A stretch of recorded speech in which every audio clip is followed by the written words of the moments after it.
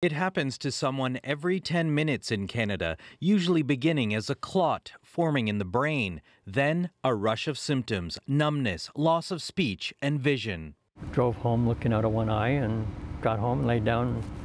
My wife came in and said, "You're on the doctor." This transit worker had a full-blown stroke 5 years ago, but it had happened before on a smaller scale and he didn't know it.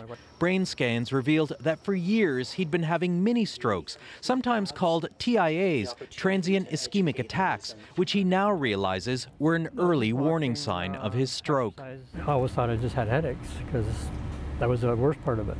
And it wasn't. I drove a bus 4 or 5 days with the stroke because I just thought it was a headache.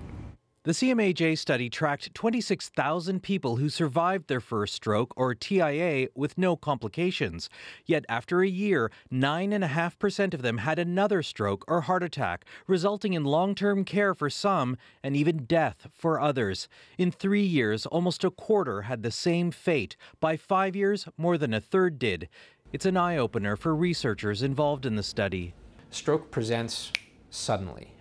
So it feels very episodic. You have one, and then you try to recover from it. But this actually has shifted my mindset a little bit to say we really need to think about this more like a chronic disease.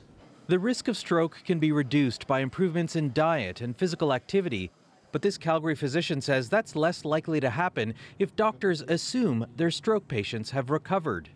And the value of this article is to refocus attention and say, you know what, these people actually need some longer term attention because their rates of recurrent events, and much of it is preventable, of course, are very high.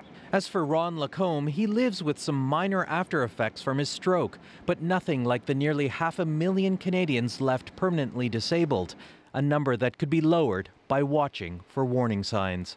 Vic Adopia, CBC News, Toronto.